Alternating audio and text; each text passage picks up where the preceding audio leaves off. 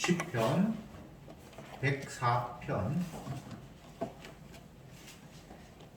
10절부터 24절까지 교독하겠습니다. 104편 10절 제가 먼저 읽을게요. 여호와께서 샘으로 골짜기에서 솟아나게 하시고 산 사이에 흐르게 하사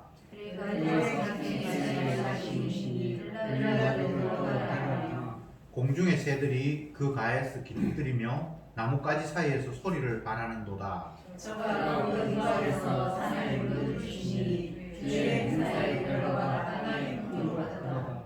저가 가축을 위한 풀과 사람의 소용을 위한 채소를 자라게 하시며 땅에서 식물이 나게 하시고 사람의 마음을 기쁘게 하는 포도주와 사람의 를 울리게 하는 기름과 사람의 마음을 힘있게 하는 양식을 주셨도다. 여호와의 나무가 우택에 흡족하며 곧 그의 심으신 레바논 백향목이로다. 새들이 그 속에 깃을 들이며 학하는 사냥으로 심을 삼는다.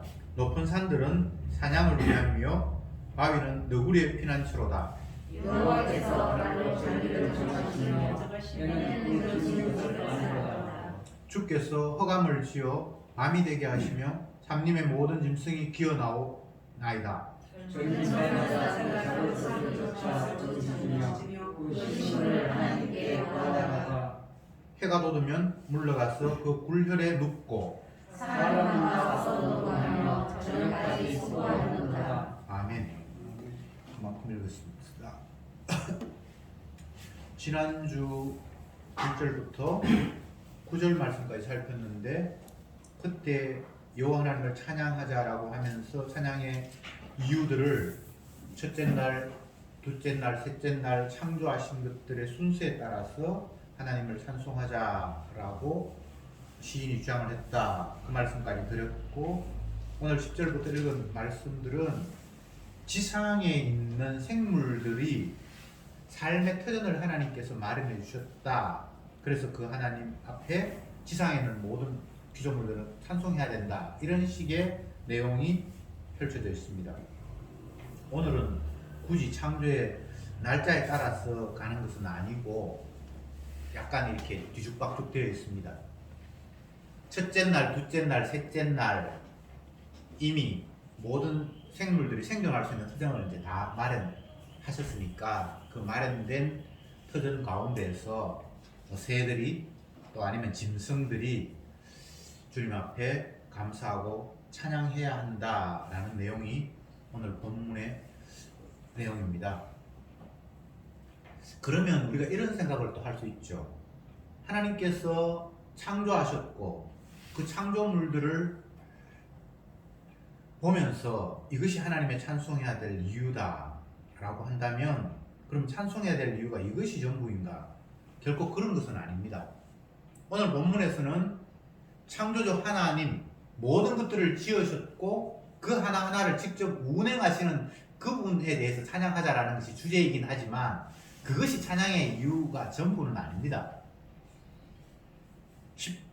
104편 마지막에 보면 하나님께서 죄인을 이 땅에서 소멸하신다. 그렇기 때문에 그 하나님을 찬송해야 된다라고 이야기하고 있는데 그것은 언약에 따라 모든 것들을 움직이시는 그 하나님을 찬송하자라고 말하는 내용입니다. 왜 죄인이 멸해야 되는가? 창조만 이야기한다면 죄인을 멸해야 될 이유가 조금 희석된다고 할까요? 그냥 하나님이 모든 만물을 지으셨으니까 그 지음받은 인간들 그 외의 모든 피조물들은 지으신 그분 앞에 찬양해야 된다라는 것도 이유가 되는데 그게 전부는 아니라는 거죠. 더 중요한 것은 주님의 자기 희생, 자기 백성을 죄에서 건지기 위해서 본인이 희생당한 그 근거, 그것이 사실은 궁극적으로 찬양할 이유인데 그건 마지막 절에 이야기를 하고 있고 앞부분에 창조를 이야기했는데 그렇다면 그 모든 창조가 마지막 주님이 가장 중요한 것 자기가 자기 백성의 죄를 대신하는 그 죽음과 연관이 다 있습니다. 창세기 1장에서 하나님이 태초에 천지를 창조하시니라. 땅이 혼돈하고 흑암이 깊음 위에 있고 하나님의 심는 수면 위에 운행하시니라. 이렇게 상황을 설명해 놓고 첫째 날에 빛이 있으라 하심에 빛이 있었고, 이런 식으로 이제 말씀이 진행이 되는데, 그 모든 창조, 빛을 만드시고 하늘의 궁창을 만드시고 땅에서는 물이 가득한데 물을 한 곳에 모아서 그것을 바다라고 하시고, 또 묻이 드러났는데 그걸 땅이라고 하시고, 그 땅 위에 식물들을 나게 하시고 나무가 자라게 하시고, 이런 모든 창조, 그리고 창조물들을 섭리하고 이끄심, 이것이 찬양해야 할 이유이지만, 궁극적으로 그 만든 것은 주님의 주되심을 보여주는 것, 당신이 자기 백성의 죄를 위해서 대신 희생하는 것, 그것을 위해서 창조도 이루어졌다라는 것이 성경의 이야기입니다. 선악과 왜 만들었는데요? 생명나무 왜 만들었는데요? 그렇게 물으면 창세기에서는 그 답을 찾기가 희박합니다. 그러나 신약에서 예수님 십자가에 죽으셨다라는 것, 그리고 그분이 죽음으로 말미암아 자기 백성의 모든 죄가 깨끗하게 되었다는 것, 그것을 위해서 하나님은 선악과도 두셨고 생명과도 두셨습니다. 그것을 위해서 주님은 모든 것들을 창조하셨습니다. 우리가 성경을 읽으면서 창세기가 나오고, 그 다음에 출애굽기가 나오고, 레위기, 민수기, 신명기, 열왕기, 이렇게 해서 마지막 말라기로 끝이 나고, 그 이스라엘이 이방 나라에 멸망되는 그 상황 속에서 예수님이 이 땅에 태어나시고, 이런 걸 보면 전체적인 흐름은 시간순에 따라서 기록이 되어 있는 것 같잖아요. 시간순 창조를 하셨고, 그런데 성경을 자세히 보면 그게 그런 식으로 흘러가는 것이 아니라는 것을 깨닫게 됩니다. 만약 시간순으로 모든 것들을 이해한다면 하나님의 아들이 이 땅에 오신 이유가 인간이 범죄했기 때문에 그 문제 해결하려고 오시는 것처럼 그렇게 시간 순서가 흘러가잖아요. 근데 성경을 보면 그게 아니에요. 하나님의 아들이 이 세상에 주라는 사실을 드러내기 위해서 때가 되어서 오시긴 하지만, 그 하나님의 아들 예수님이 주로 등극하는 것, 그것을 위해서 생명나무가 있었고 선악과가 있었고 인간은 선악과를 다 먹어야 했습니다. 죄 씻으시는 예수님이 이 세상의 주인인데, 그 죄 씻으시는 예수님을 위해서 죄인이 등장하는 겁니다. 이게 성경의 이야기예요. 이 시간순이 아닙니다. 인간이 죄를 지었네. 하나님께서 내가 죄 지을 줄도 몰랐, 너희들이 죄 지을 줄은 몰랐어. 생명나무가 있고 선악나무가 있는데, 생명나무는 따먹으면 상관없는데 선악나무 따먹으면 너희들이 죽을 거야. 그렇게 말씀하시는데 인간들이 건방지게 선악과를 따먹어버렸어. 이제 죽게 되었네. 그러면 내가 문제를 해결해야지. 아들 보내야지. 이런 식이 아니라는 겁니다. 그렇게 되어버리면 예수님은 이 세상의 주가 아니라 하나님이 여전히 주가 되시고, 결국 예수님은 하나님이 해결해야 할 문제를 위해서 이 땅에 잠시 투입된 그런 분으로 끝나는 거죠. 근데 성경은 그렇게 돼 있지 않아요. 아버지마저도 아들을 주로 높이는 것으로 인해서 본인이 영광을 받는다라고 요한복음에서 기록하고 있습니다. 제가 지금 시편을 강해하면서 시편 104편에 시인이 여호와 하나님을 송축하자, 감사하자, 찬양하자라고 주제를 던져놓고 그 찬양의 이유를 1절부터 9절까지는 하나님이 천지 만물을 창조하신 첫째 날, 둘째 날, 셋째 날 순서에 따라서 그것들을 거론하면서 하나님을 찬송해야 될 이유를 막 열거를 했습니다. 근데 오늘 이제 중간 부분 10절부터 23절까지는 이제 창조의 순서하고는 상관이 없이 약간 뒤죽박죽 되면서 하나님을 찬송해야 할 이유를 열거하고 있습니다. 그까지 제가 얘기를 했고, 그러면 하나님을 찬송해야 할 이유가 천지 만물을 지으신 것 때문에 찬송해야 되는가? 그게 창조의 이유의 전부인가? 찬양의 이유의 전부인가? 그건 아니다라고 제가 말씀드렸습니다. 오늘 본문에서 나타나 있지 않지만 마지막 35절에는 죄인을 이 땅에서 소멸하신 하나님을 찬양하자고 했는데 그게 핵심이다 라고 말씀을 드렸습니다. 죄인은 소멸돼야 돼요. 이게 하나님의 뜻이고 창조의 원리입니다. 그래서 구약 이스라엘은 망했습니다. 죄인이니까. 그리고 저와 여러분들은 죽습니다. 왜? 그게 약속이니까. 선악과를 까먹은 자는 정령 죽으리라. 내가 먹지 말라고 했는데 먹었으니까 그건 죄고, 죄인은 정령 죽으리라는 것이 하나님의 약속입니다.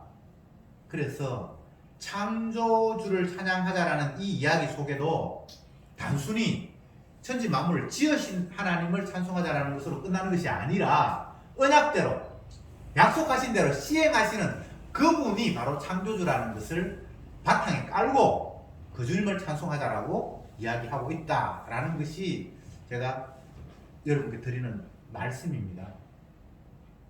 창조주를 찬양하자라고 만약 그렇게만 이야기하고 죄인을 멸하시는 언약을 제외시키면 기독교 아닌 다른 많은 종교에서도 천지 만물을 지으신 신을 찬양하는 게 얼마든지 있을 수 있죠.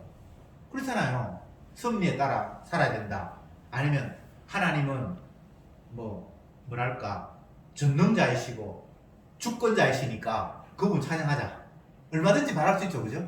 근데 거기에는 십자가 언약이 빠져 있어요. 그러면 그건 복음이 아니에요. 주권자, 전능자 찬양하자. 그걸로 끝나버리면 십자가에 달려서 자기 백성의 죄를 대신함으로 말미암아 만왕의 왕이 되고 만유의 주가 되신 하나님이 결여되는 거예요. 지으신 하나님 찬양하고 또 그분이 전능자니까 자기 주권대로 모든 걸 이끌어가는 걸 찬양한다. 이걸로 끝나버리면 그렇게 된다 이 말입니다. 오늘날 소위 말하는 기독교라는 것이 자세히 들여다보면 십자가가 빠져있거나 희미해요. 성경에 있으니까 이야기는 하는데 근데 무엇을 강조하는 겁니까? 주권자 하나님을 강조해요. 하나님이 만드셨고 그분이 모든 것의 주인 되시니까 그분의 주권에 우리가 복종해야 된다. 그 이야기를 계속해서 강조해요. 그러면 십자가 언약이 싹 빠지는 거예요. 그게 마귀의 전략입니다. 하나님이 주권자고 주권자에게 복종해야 된다. 그 말이 틀린 말은 아니에요. 근데 그게 언약이 반드시 들어가야 된다 이 말입니다. 제가 창조주 하나님을 찬송하자라는 이 시편 104편을 이야기하면서 굳이 언약을 이야기해야 하는 이유는 이 창조 모든 것들이 언약을 위해서 창조되었고 주님의 십자가의 죽으심의 의미를 드러내기 위한 창조라는 것을 깨달아야만 창조의 의미를 제대로 알 수 있다라는 것을 계속해서 말씀드리는 겁니다. 10절에 보면 여호와께서 샘으로 골짜기에서 솟아나게 하시고 산사에게 흐르게 하사 들의 각 짐승에게 마시우니 들나귀들이 해갈한다. 이렇게 되어 있습니다. 원래 이 땅이 만들어지기 전에 공허한 상태에서는 하나님이 수면 위에 운영하셨다. 이렇게 말함으로 말미암아 이 우주가 물로 이렇게 뒤덮여 있다는 것을 암시하고 있습니다. 근데 그 물이 한 곳에 모이게 하셔서 그건 바다, 또 드러난 곳은 땅, 하늘에도 물이 가득 차 있습니다. 수분이 가득 차 있습니다. 그런데 이 땅에서 하나님께서 생물들을 살리는 방법이 하늘에서 땅에 비를 내리기도 하지만 땅에서 물이 솟아나기도 합니다. 샘이 솟다고 되어 있잖아요. 그죠? 우리의 과학, 상식에 의하면 물은 높은 곳에서 아래로 흐르게 되어 있습니다. 비가 오는 것은 굉장히 자연적이에요. 높은 데서 내려가니까. 그런데 땅 밑에서 물이 샘처럼 솟아오르는 것은 이건 과학적이지 않아요. 그렇잖아요. 근데 하나님이 땅에 물이 솟게 하거든요. 높은 산에 가도 골짜기로 물이 위에서 아래로 흐르는 것도 있지만 어느 지점에는 평평한데 거기서 물이 퐁퐁퐁퐁 솟아나기도 해요. 왜 그럴까? 그게 하나님이 하시는 방법이에요. 모든 생물들을 살리기 위해서. 그러니까 그게 신비하지 않냐라고 지금 시인이 노래하고 있습니다. 그러면서 하나님을 찬양해야 될 이유를 설명하고 있습니다. 10절 다시 봅시다. 여호와께서 샘으로 골짜기에 솟아나게 하시고 산 사이에 흐르게 하시고, 흐르는 거는 뭐 자연스러운데 솟아나는 거 이게 참 특이하다는 거죠. 그 다음에 11절에 들의 각 짐승에게 마시우시니 들나귀들이 해가라며, 12절에 공중의 새들이 그 가에서 깃들이며 나뭇가지 사이에서 소리를 말하는도다. 이 세상은 사람들만 사는 공간이 아니에요. 그래서 사람은 당연히 주인공이 아닙니다. 하나님이 맨 처음 에덴 동산이라는 공간을 우리에게 설명을 하시는데, 그 에덴 동산에 보면 생명나무가 있고 선악과가 있고 나머지 모든 짐승들도 다 있고 다 있잖아요. 우리는 하나님께서 뭔가를 만들었으니까 사람을 위해서 모든 공간을 조성했었다, 이런 식으로 생각을 하는데, 에덴 동산의 주인공은 생명나무입니다. 생명나무. 그 생명나무가 보존돼야 되는데 인간이 선악과를 따먹고 난 이후에 선악적인 그런 마음을 가지고 스스로 신이 된 그런 모습, 내가 내 판단력으로 무엇을 하고 무엇을 하지 말아야지라는 이런 하나님만이 가지고 있는 그 결정권을 인간이 취하게 되었고, 그렇게 되었을 때 선악과를 따먹은 이 완악한 인간이 생명나무마저 따먹을까 싶어서 하나님이 생명나무 보호하려고 인간들을 에덴 동산에서 추방해버렸죠. 성경에 나오는 이야기잖아요. 그러면 에덴 동산의 주인공이 사람입니까? 누굽니까? 생명나무가 에덴 동산의 주인이었던 거예요. 이 세상의 주인이, 물론 생명나무는 신약으로 보면 그게 예수님입니다. 이 세상에 예수님이 주인이지 인간들이 주인이 아닙니다. 새나 물고기나 나무가 주인공이 아닙니다. 주님의 주되심을 드러내기 위해서 새가 있고 물고기가 있고 사람도 있어요. 그러니까 우리를 너무 높이지 말라고요. 네. 까마귀가 있듯이 오늘 본문에 의하면 들나귀도 있고 각 짐승도 있고 공중의 새도 있고 그런 것처럼 그냥 인간이 있는 거예요. 아시겠습니까? 너무 대단하게 우리를 생각하면 그건 성경적이지 않아요. 주님이 이 땅에 있는 자기가 만든 모든 피조물들을 살리기 위해서 땅에서 물이 솟아나게 하고 또 그 솟아난 물이 아래로 흐르게 해서 들짐승도 먹고 새도 나무에 깃들이면서 물도 마시고, 그렇게 하나님께서 모든 것들을 조성하셨다. 뭐 여기에 대해서는 큰 불만이 없습니다. 그걸 또 부정할 이유도 없습니다. 이건 안 믿는 사람 다 인정하겠죠. 뭐 어쩔 수 없잖아요. 거부할 수가 없으니까. 자기가 물을 생산할 수 없잖아요. 인간이 물을 만들 수 없잖아요. 인간이 물을 땅에서 솟아나게 못 하잖아요. 근데 하나님께서 그렇게 하시는 거예요. 13절에 저가 그 누각에서, 여기서는 하늘입니다. 하늘의 누각에서 산에 물을 주시니 주의 행사의 결과가 땅에 풍족하도다. 이것은 하늘에서 내리는 비를 이런 식으로 표현했어요. 14절에 저가 가축을 위해 풀과 사람의 소형을 위해 채소를 자라게 하시며 땅에서 식물이 나게 하셨다. 풀이 나고 나무가 자라고 그게 열매가 맺고 이 모든 것들을 주님께서 마련하셨고, 마치 땅에서 물이 솟아나듯이 풀이 자라서 그 소나 이런 가축들이 풀을 뜯어먹게 하셨고, 또 식물을 자라게 하셔서 사람들이 채소나 이런 것들을 먹게 하셨다. 사람들은 뭔가를 열심히 제조하고 만드는 것 같은데 먹거리를 만들지는 못해요. 그렇죠? 집을 만들고 냉장고를 만들고 열심히 뭔가를 빌딩을 쌓고 하는데 가장 기본적인 거 내 먹을 걸 못 만들어요. 그러니까 인간들은 별 볼일 없는 존재죠. 하나님이 하시는 그 일 앞에 우리가 큰 소리 치지 못하는 것은 샘을 만들고 물을 만드는데 인간은 물 한 방울 못 만듭니다. 과학이 발달했다 그러는데 풀도 못 만들어요. 생명체 못 만들어요. 우리가 먹을 수 있는 거 야채 이런 거 우리가 못 만들어요. 근데 우리가 큰 소리 치고 있죠. 큰 소리 치는 인간들은 하나님의 약속에 대해서 전혀 관심이 없어서 그래요. 하나님 주신 말씀을 보면 결코 우리는 큰 소리 칠 수 없고 오히려 하나님 앞에 납작 엎드려서 부끄러워서 얼굴을 들지 못하는, 마치 성전에 가서 세리가 하나님 앞에 기도하면서 감히 얼굴을 들지 못하는 것처럼 그렇게 될 수밖에 없는데, 어떤 인간들은 머리 바짝 목 세우고 주님, 나는 저 죄인 세리와는 다릅니다. 그렇게 다르게 해주신 하나님 너무 감사합니다. 나의 우월인자를 주신 하나님 너무 감사합니다. 나는 이리 봐도 훌륭하고 저리 봐도 잘났고 머리도 좋고 착하게 행동하고 그게 주님의 언약을 몰라서 그렇습니다. 주님의 언약이 찾아오면, 주님이 찾아오면 그 어떤 인간도 주님 앞에 더러운 모습이 폭로되게 돼 있습니다. 주여 나를 떠나소서, 나는 죄인입니다.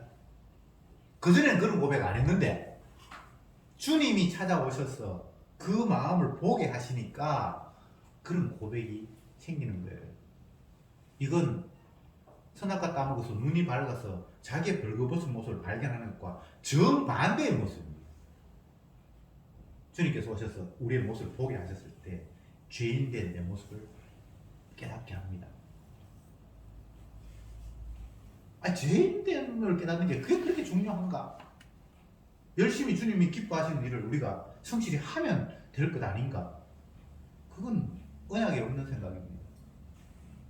왜 성령, 주님의 마음이 우리에게 찾아왔을 때 내가 죄인된 모습을 발견하게 되는가 하면 주님은 죄 용서하시기 위해 오신 분이기 때문입니다. 자기가 죄 용서하신다라는 사실을 알려줘야 주님의 자기 가치가 드러나잖아요. 그러니까 주님의 마음이 오면 죄 용서하시는 주님이 보이고 내가 죄 용서함 받아야 될 더러운 죄인이라는 것을 깨닫게 되는 겁니다. 이게 하나님 하시는 일입니다.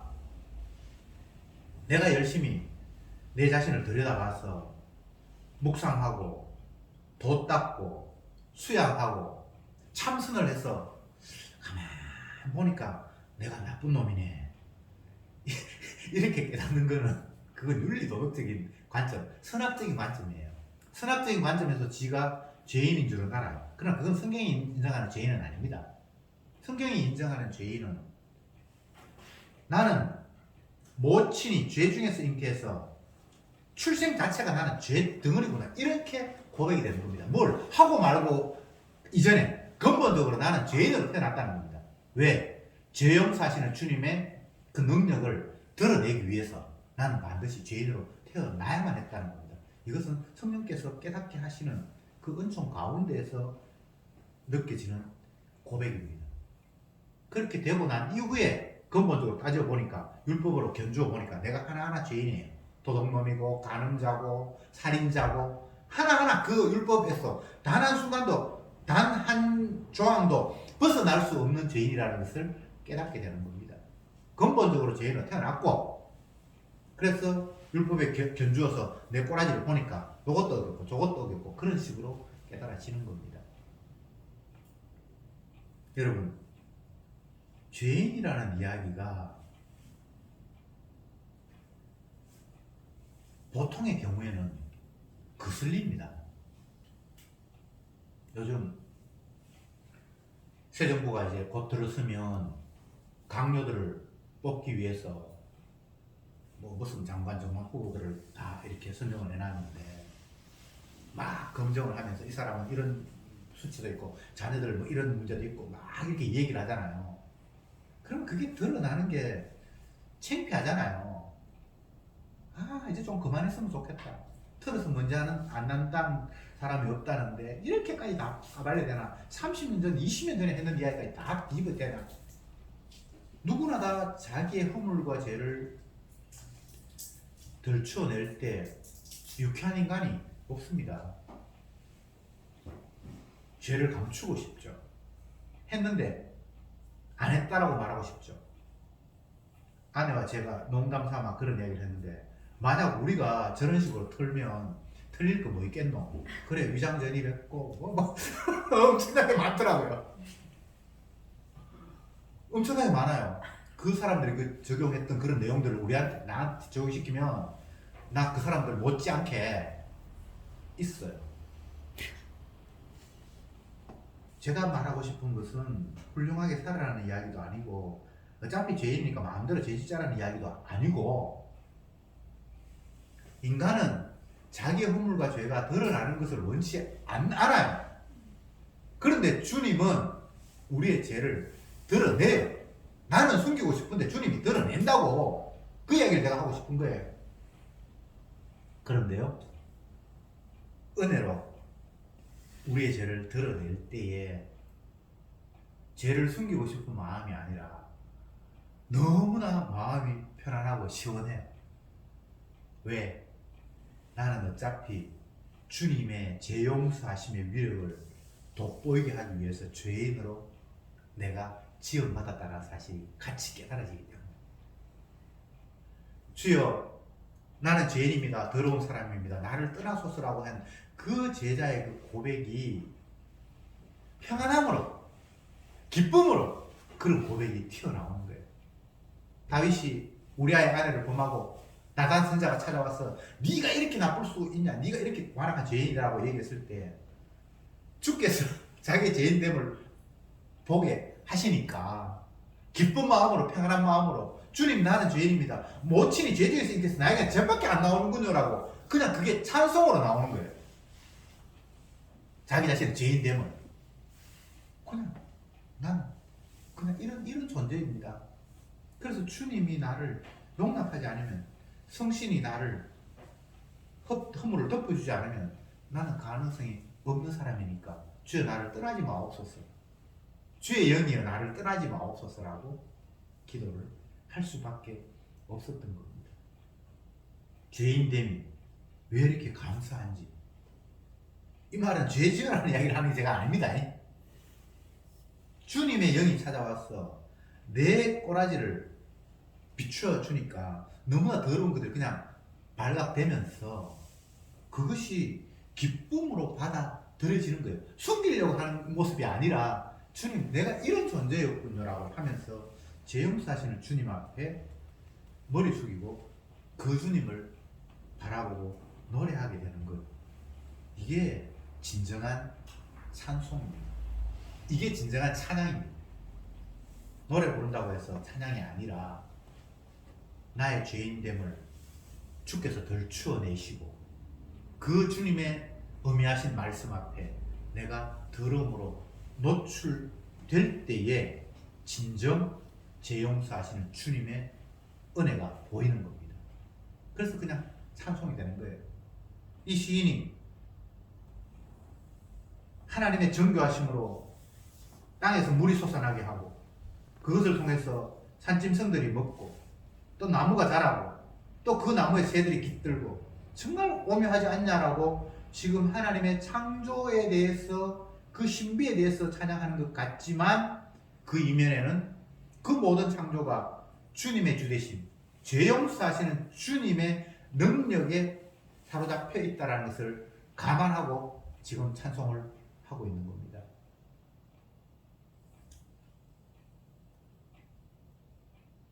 사람은 다른 피조물과 다르게 하나님의 형상을 보여주기 위해서 창조했다라고 그렇게 말씀하셨습니다. 다른 피조물은 코끼리나 사자는 하나님의 형상으로 지음받지는 않았어요. 그냥 하나님의 말씀으로 창조를 하셨는데 사람을 만드실 때는 하나님의 형상을 위해서 만들었다라고 했어요. 그런 차원에서 다른 피조물과는 좀 우월한 면이 있습니다. 그렇다고 해서 우리가 스스로 잘난 척할 건 아니고요. 하나님의 형상. 하나님의 형상은 신약에서는 예수님입니다. 예수님을 보여주기 위해서 인간을 만들었다는 거예요. 그러면 예수님은 죄 용서하시는 분이니까 심판주이시고 또 죄를 용서하시는 분이고 또 구원주고 심판도 하시고 구원도 하시는 분. 십자가를 통해서 그게 이 세상의 주인이신데 그분을 위해서 사람을 만들었으니까 이 모든 인간들, 피조물들은 죄로 말미암아 심판받을 자와 죄인인데도 불구하고 주님의 대신을 신 피로 말미암아 구원을 자로 나누어지는 겁니다. 이게 하나님의 원리예요. 똑같이 한 부모님 밑에서 태어났는데 한 사람은 사랑받기로 하고 한 사람은 미움받기로 하고 태어난 거예요. 왜? 주님의 십자가의 의미를 보여주기 위해서. 이게 세상의 원리입니다. 그래서 지옥 갈 사람은 지옥 가야 되고 구원할 자를 주님이 구원하셔야 되는 거예요. 어떤 신학자는 하나님은 사랑이 많기 때문에 모든 사람을 다 구원하기를 원하신다. 이 거짓말을 했어요. 그런 하나님 없습니다. 그건 지가 지어낸 하나님입니다. 하나님은 십자가의 위력을 보여주기 위해서 심판주요 구원주라는 사실을 보여주기 위해서 구원할 자와 심판할 자를 만드셨습니다. 성도가 찬양하는 이유는 이런 주님, 자기의 영광을 드러내기 위해서 누구는 구원하시고 누구는 심판하시는 주님, 이것도 다 찬양의 이유예요. 구원했으니까 감사하다라는 것만 머물지 않아요. 심판하시는 주님을 찬양하고 있어요. 이스라엘 백성들이 애굽을 떠나서 가나안을 향해서 가는 과정에 처음 그 앞에 놓여있던 가림막은 홍해였습니다. 홍해, 바다였습니다. 근데 하나님 바다를 갈라서 바닥을 드러내시고 그 바닥 위에 이스라엘 백성들을 통과하게 하셨는데 뭣도 모르고 애굽 병사들도 길이 났으니까 그리로 들어갔는데 하나님이 바다 문을 닫아버렸습니다. 그래서 애굽 병사가 다 빠져 죽었는데 무사히 건너온 이스라엘 백성들이 찬송을 부르면서 하는 노래가 모세의 누나 미리암이 성가대 대장이 되어서 하는 노래가 성경에 기록이 되어 있습니다. 애굽의 병사를 바다에 빠뜨리신 하나님을 찬양하라. 이스라엘을 바다를 건너게 하신 하나님을 찬양하라. 이 이야기를 얼른 들으면 자기들은 이제 건진 받았고 자기를 해치려고 한 사람 빠뜨려 죽었어요. 원수가 빠뜨려 죽었으니까 하나님께 감사하는 같이 그런 식으로 자기 위주의 감사처럼 느끼지않아요. 근데 그렇지 않아요. 건질 자를 건지시고 구원할 자를 구원하시고 멸망할 자를 멸망하신 그 주님을, 언약의 주님을 찬양하고 있는 거예요. 주의 영이 임했기 때문에 그런 찬송합니다. 그냥 기분 좋아서 나는 구원받았지롱, 나 괴롭힌 너희들 잘 죽었지롱, 감사하다, 이런 이야기가 아닙니다. 우리는 그렇게 볼 수 있죠. 이놈들 자기 위주네 그렇게 생각할 수 있는데 그런 식의 찬양이 아니에요. 구원자를 구원하고 멸망자를 멸망하신 언약의 주님을 나는 노래합니다 라고 찬양하고 있는 거예요. 시편의 많은 내용이 원수의 멸함을 하나님 앞에 감사하고 찬양하는 내용이 나와요. 근데 그 원수, 다윗을 괴롭혔던 그 원수가 다윗의 개인의 입장에서 보면 하나님이 나를 지켜주셔서 감사합니다. 나를 괴롭히려고 했던 사람, 난 죄도 없는데 나를 죽이려고 했던 사울이나 이런 사람은 멸망되니까 하나님 감사합니다. 마치 자기 위주처럼 그렇게 보여지는 표현들이 굉장히 많아요. 근데 그런 게 아닙니다. 언약의 하나님을 찬송하고 있어요. 건질 자를 건지시고 멸망할 자를 멸망하신 그 하나님을 찬송하고 있습니다. 여러분들이 하나님을 찬송할 때도 진정 주의 영이 오면 우리의 찬송의 이유가 나가 잘되게 하신 하나님을 찬송하는 것이 아니라 주님의 약속대로 모든 것들을 나누시고 이끄시는 그 주님을 찬송하게 됩니다. 이 시편이 그런 내용이에요. 다 14절, 15절 보겠습니다. 사람의 마음을 기쁘게 하는 포도주와 사람의 얼굴을 윤택케 하는 기름과 사람의 마음을 힘있게 하는 양식을 주셨도다. 이 하나님을 찬송하자 그러는데, 이것도 인간 위주로 생각을 하면 다른 짐승들은 포도주 때문에 즐거워하고 그런 건 아니잖아요. 그리고 기름으로 윤택하게 해서 뭐 얼굴을 바르고 그 기름을 활용하고 그런 게 사람 말고는 없죠. 이거 마치 하나님께서 술 주셔서 감사하고 화장품 주셔서 감사하고 이런 느낌인데 그게 아니에요. 이 모든 것들이 주님의 선택, 주님의 주되심을 드러내기 위해서 건질 자를 건지고 버릴 자를 버리는 이야기 속에 담겨있는 내용이에요. 인간 위주가 아닙니다. 언약 위주입니다. 하나님의 약속 중심으로 찬송하는 겁니다. 내 중심으로 찬송을 하든지 감사를 하든지가 아닙니다. 범사에 감사라 그러는데 그것이 나한테 하나님께서 잘 되게 해주셨으니까 감사한다 이런 차원이 아닙니다. 언약의 하나님을 찬송하고 있는 거예요. 약속하신 대로 모든 것들을 이루시고 성취하신 그 하나님에 대해서 감사하고 찬송하는 겁니다. 그게 진정한 의미에서의 찬양입니다. 16절에 여호와의 나무가 우택에 흡족하며 곧 그 심신이 레바논의 백향목이로다. 여기서 인간 중심이 아니라는 게 나타나죠. 비의 혜택으로 나무가 흡족함을 얻는다. 17절에 새들이 그 속에서 깃들며 학은 잣나무에 집을 짓는도다. 18절에 높은 산들은 사냥을 위하여 바위는 너구리의 피난처가 되었다.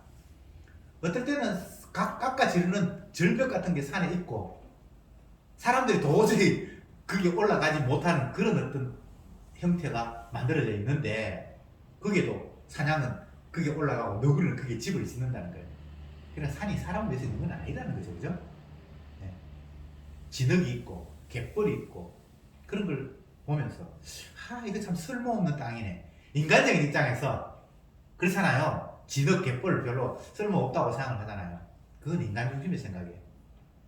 하나님이 자기 언약을 위해서 모든 것들을 다 펼쳤기 때문에 필요해서 다 있다는 겁니다. 내 중심으로 생각하지 말라는 겁니다. 언약 중심으로 바라봤을 때 모든 것이 다 찬양의 이유라는 겁니다. 결론을 맺겠습니다. 주님은 모든 것들을 자기의 언약을 이루기 위해서 만드셨고 운행하고 계십니다. 19절에는 여호와께서 달로 절기를 정하시며 해는 그 지은 것을 알도다. 21절에 젊은 사자가 그 잡은 것을 쫓아 부르짖으며 식물을 하나님께 구하다가 해가 돋으면 물러가 굴열에 눕고 사람은 노동하여 저녁까지 수고한다.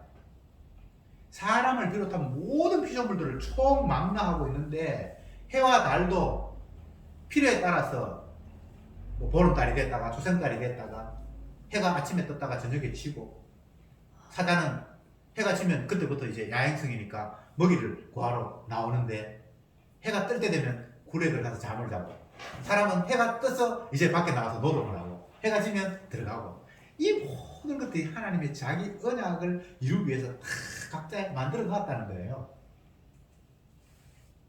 그러니까 주님이 얼마나 대단한 분이냐, 우리가 찬송하지 않으면 안 된다라고 지금 이야기를 하고 있습니다. 우리는 내 중심으로 모든 것을 바라보니까 어떨 때는 기쁘다가 어떨 때는 화가 나다가 그 자체가 언약에서 떠나 있는 겁니다. 하나님의 약속에 관심이 있는 게 아니라는 이야기입니다. 이 세상도 그 영광도 다 지나가지만 하나님의 약속의 말씀은 영원하리라. 그건 변치 않는다라고 말씀을 하셨잖아요. 잠깐 있다가 사라져버릴 인간의 영광에 쫓아 달려가다가는 그냥 다 소멸하고 맙니다. 꽃의 화려함이 화무 11홍이다 뭐 이런 표현이 있는데 아무리 꽃이 화려해봐야 그냥 10일 못 간다는 거죠. 인간의 이 세상의 화려함이 잠깐 있다가 그냥 사라져 버릴 거라는 거죠. 인간도 그걸 알아. 근데 인간들은 모르죠. 하나님의 말씀이 영원하다는 것은 모르잖아요. 오늘 이 찬송하는 시인은 하나님의 약속이 영원하기 때문에 그 약속에 따라서 바라볼 때에 모든 것들이 찬양할 이유 말고는 다른 이유가 없다는 겁니다. 여러분, 하나님의 약속, 십자가를 통해서 구원할 자 구원하고 멸망할 자 멸망하면서 스스로 주가 되시고 영광을 받으시는 그 주님의 관점에서 모든 것들을 바라보면서 범사에 감사하고 찬양하는 저와 여러분들 되기를 바랍니다. 기도합시다.